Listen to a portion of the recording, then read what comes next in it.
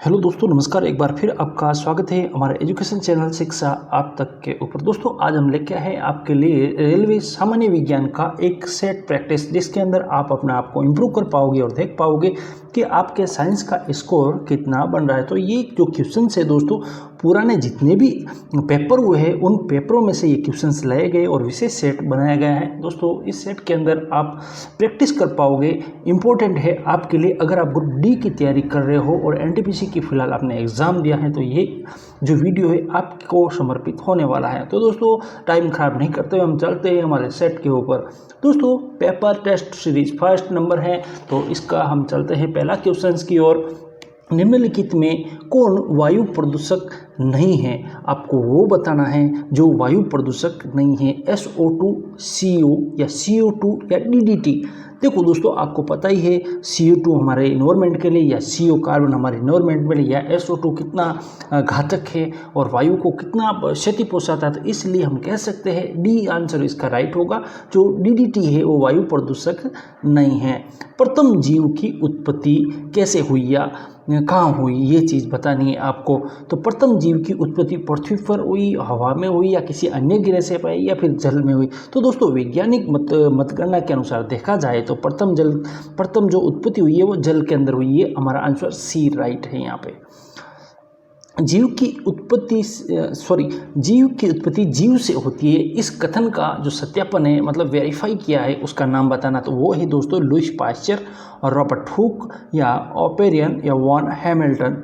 इसका नाम सही है दोस्तों आपका ओपेरियन। दोस्तों, आपको राइट या रॉन्ग क्वेश्चन करते रहना है, अपना स्कोर बनाते रहना है साइड में, और आपको पता चल सके कि आप कितने कहाँ हो।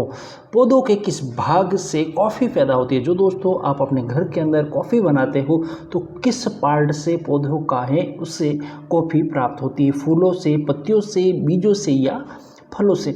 तो इसका सही उत्तर दोस्तों इस प्रकार से है, बीजों से कॉफ़ी का निर्माण होता है। निकोटीन पाया जाता है। ये दोस्तों एक मादक पदार्थ है जो कि उत्तेजक पदार्थ है, जिसके मात्रा लेने से उत्तेजना पैदा होती है। चाय की पत्तियों में, तंबाकू की पत्तियों में या कॉफ़ी के बीज में, नीम के पानी में।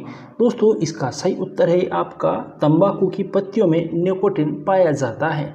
कीट भक्षी होते, कीट भक्षी मतलब ऐसे कीट पक्षी, ऐसी चीज़ें जो कीटों का भक्षण करे। तो अमरबेल, गुलाब, ड्रोसरा या नागफनी, ये सब पौधे हैं दोस्तों जो क्या कीटों को खा जाते हैं।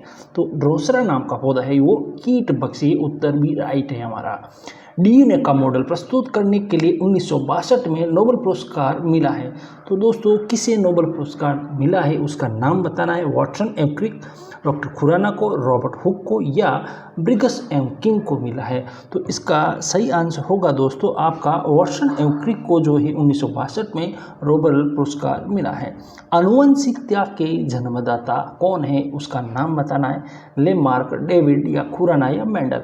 इन चारों विज्ञानों में से एक वैज्ञानिक का नाम बताना है दोस्तों, जो बहुत इंपॉर्टेंट है। और आपको पता है मेंडल जो सही आंसर है इसका, और जिसने आनुवंशिका का पितामह एक पादरी था, जिसके जन्म के बाद में लोगों को पता चला कि मेंडल ने बहुत बड़ी खोज की जिसे आनुवंशिकता कहा है। आलू क्या जो अपने घरों में सब्जियों के रूप में प्रयुक्त करते हैं, वास्तव में आलू की जो फॉर्म है वो किस रूप में, ये चीज़ हमें पता होनी चाहिए। और ये क्वेश्चंस बहुत बार रिपीटेड हुआ है। फल है, जड़ है, तना है या बीज है? इन चारों में से जो उत्तर है उसको बताना है आपको, और ध्यान रखना आपको पता है नहीं। ऐसे क्वेश्चन आपको हल्के लग रहे तो दोस्तों इंपॉर्टेंट है, और ये क्वेश्चन रिपीटेड है, बहुत बार आते हैं। तो रियल उत्तर है इसका बी, तना है। आलू जो है तना है, ध्यान रखना, ठीक है। चेचक के वैक्सीन को सर्वप्रथम किसने तैयार किया? दोस्तों, चेचक जो आप देखते हो, माता बोलते हो, बहुत बेसिक के रूप में हर किसी को हो जाती है, उसका इलाज भी होता है। तो इसका एक टीका भी लगता है पहले बच्चे को कि चेचक ना हो। इसका जो टीका है किसने खोज किया? लुईस पाश्चर ने, लिस्टर ने या डॉक्टर जेनर ने या साल्क ने? उस वैज्ञानिक का नाम बताना है। तो सही है, डॉक्टर जेनर ने चेचक के टीका का खोज किया है डॉक्टर, ठीक है, बी राइट है। निम्नलिखित में से कौन सी बीमारियों पर काबू पा लिया गया है? बीमारी बीमारी का नाम बताना जिसे हालिया आंकड़ों में उसे बताया कि इस बीमारी के ऊपर काबू पा लिया है। टीबी, कैंसर, जोड़ों के डिसऑर्डर पर, मस्तिष्क के डिसऑर्डर पर। तो इन बीमारी में बहुत इंपॉर्टेंट बीमारी है दोस्तों, और किसी को भी हो जाती है जब एक दूसरे के संपर्क में आते हैं, मतलब ये संपर्क में आने से ये बीमारी हो जाती है। तो इसे ट्यूबरकुलोसिस टीबी कहा है, जिसके ऊपर अभी बताया कि काबू पा लिया गया है। तो उत्तर सही होगा। भारत के लोगों की वसा में पाया जाता है। इन्हीं लोग हैं जिनकी वसा के अंदर जो चीज़ पाई जाती है 1-2 ppd/DDP या 1-30 ppm/DDT या 50-30 ppm/DDT या DDT नील, मतलब DDT पाया ही नहीं जाता। इनमें उत्तर होगा डी, DDT पाया ही नहीं जाता है भारत के लोगों की जो वसा या फैट है उसके अंदर। 13 नंबर सवाल, प्राकृतिक कीटनाशक एजाइडर कॉटन प्राप्त होती है। दोस्तों प्राकृतिक शब्द आते ही आपको पता चल गया होगा कि प्राकृतिक चीज़ों से ही प्राप्त होती है। तो तंबाकू से, आम से, नीम से, पपीता से। दोस्तों कंफ्यूज कर रहा है, तंबाकू से तो प्राप्त नहीं होगा, लेकिन 3 ऑप्शन नीम से, पपीता से और आम से, इन तीनों चीज़ों में सिमिलर है। ठीक है, तीनों चीज़ आपको पौधों के फॉर्म में मिलेगी। ठीक है, तो हमें सही आंसर लग रहा है यहाँ पे बी, नीम से प्राकृतिक कीटनाशक प्राप्त होता है। आपको पता ही है नीम के पानी से बहुत लोग स्नान करते हैं क्योंकि कीटनाशक के रूप में ये काम करता है। एंटीबायोटिक होती है, बहुत सी बेसिक सी चीज़ है दोस्तों। एंटीबायोटिक क्या होती है? आप जब बीमार होते हो तो वास्तव में डॉक्टर के पास जाते हो तो आपको डॉक्टर एंटीबायोटिक जरूर लिखता है, तो पौधों से, टॉक्सिसाइड से या सिरप से या दवाई से। तो यहाँ पर आपका सही आंसर है दवा।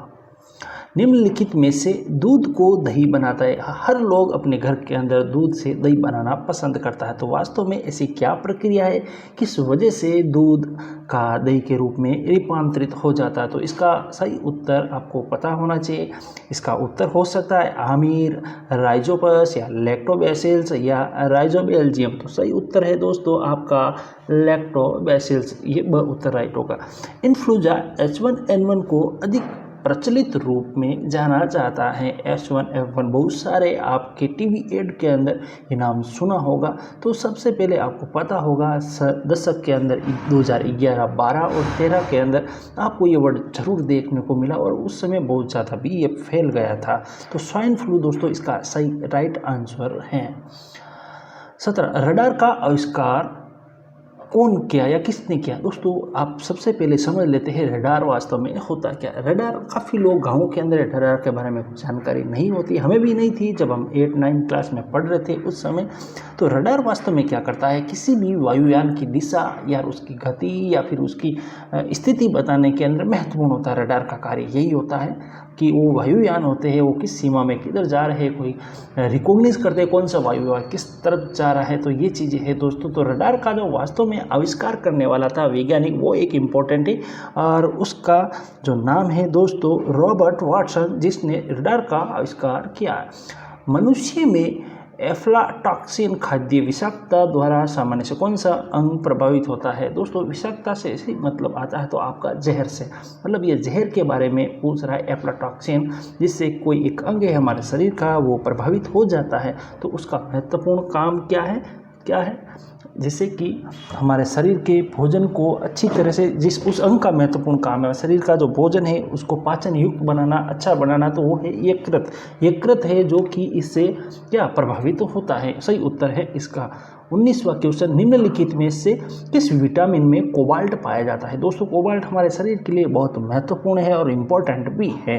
तो ऐसा कौन सा विटामिन से उसका नाम बताना है जिसमें कोबाल्ट पाया जाता है? विटामिन B6, विटामिन B1 या विटामिन B2 या विटामिन B12? दोस्तों विटामिन B12 बहुत इंपॉर्टेंट है हमारे शरीर के अंदर। तो इस प्रकार से कोबाल्ट जो जिस विटामिन पाया जाता है वो विटामिन B12 है। द उत्तर इसका राइट होगा। 20वां नंबर, इनमें से रक्तदाब का मापन यंत्र कौन सा है? रक्त जो हमारा बीपी नापते, ब्लड प्रेशर नापते हैं, उस यंत्र का नाम बताना दोस्तों। और ये एसएससी का तो पसंदीदा है और ग्रुप डी में बहुत बार रिपीटेड हो चुका है। तो दोस्तों इसको तो रट ही लेना चाहिए। स्पेग्नोमीटर, देखो दोस्तों स्फेरोमीटर, अनीमोमीटर या आमीटर या स्पेग्नोमीटर, मतलब आपको जो क्वेश्चंस दिया जाएगा ऑप्शंस का बहुत सिमिलर होगा और आप कंफ्यूज हो जाओगे कि वास्तव में वो क्या था। तो दोस्तों यहाँ पर राइट तो वैसे तो स है स्पेग्नोमीटर, लेकिन ये कंफ्यूज करने वाले वर्ड हमेशा एग्जामिनर इसमें डाल देता है, तो दोस्तों याद कर लेना। 21वां, विद्युत उत्पन्न करने के लिए कौन सी धातु का उपयोग किया जाता है। जो आपके घरों के अंदर बल्ब जलता है, बल्ब के जो विद्युत उत्पन्न होती है, जो बल्ब के लिए जो विद्युत आती है वो कहाँ पे उत्पन्न होती है और किस धातु का उपयोग करके वो विद्युत उत्पन्न की जाती है। तो दोस्तों ये बताना है यूरेनियम, लोहा, तांबा या एल्युमिनियम। तो सही उत्तर है दोस्तों इसका यूरेनियम। आपको पता है यूरेनियम बहुत कम मात्रा में मिलता है लेकिन बहुत पावरफुल भी होता है। 22वां, लोलक का काल विधि टाइम पीरियड क्या है। द्रव्यमान के ऊपर निर्भर करती है, लंबाई के ऊपर निर्भर करती है, समय के ऊपर निर्भर करती है या फिर तापक्रम के ऊपर निर्भर करती है। लेंदी क्वेश्चंस होते हैं दोस्तों, कंफ्यूज करते हैं दोस्तों ऐसे क्वेश्चंस, इसलिए ऐसे क्वेश्चंस को विशेष रूप से हमें ध्यान में रखना पड़ता है। लेकिन इसका उत्तर सही है दोस्तों, लंबाई के ऊपर निर्भर करती है टाइम पीरियड इसका। क्वेश्चन संख्या 23, चुंबकीय सुई किस तरफ संकेत करती है। चुंबकीय सुई होती है वो किस तरफ हमेशा संकेत करती रहती है, उत्तर, पश्चिम, पूर्व या आकाश। वास्तव में दोस्तों इसका उत्तर ही उत्तर है, उत्तर स। श्वेत प्रकाश नली को पैदा कैसे किया जाता है। ठीक है, श्वेत प्रकाश नली में कैसे पैदा होती है, ये कि श्वेत प्रकाश को नली में कैसे पैदा करते हैं।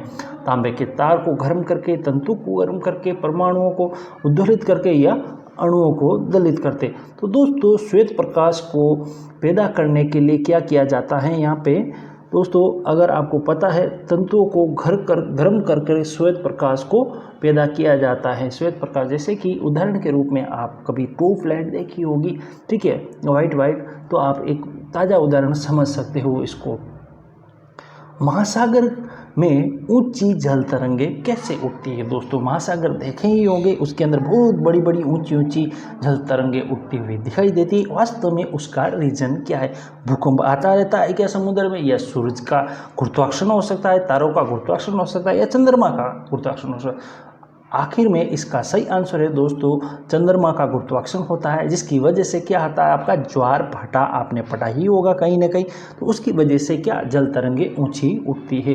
थैंक यू फॉर वाचिंग दोस्तों, आपने इतना कीमती वक्त दिया है और वीडियो को पूरा वॉच किया है, इसलिए मैं आपको धन्यवाद करता हूँ। अगर आप हमारे चैनल पर नए हो तो लाइक सब्सक्राइब शेयर करके ज़रूर जाइए दोस्तों, और कमेंट बॉक्स में ये चीज़ ज़रूर बताइए दोस्तों आपको वीडियो कैसा लगा और आप किस एजुकेशन की तैयारी कर रहे हो, आप किस की तैयारी कर रहे हो ज़रूर बताइए दोस्तों आप। ठीक है, थैंक यू, बाय बाय, मिलते हैं नई वीडियो के साथ। थैंक यू दोस्तों।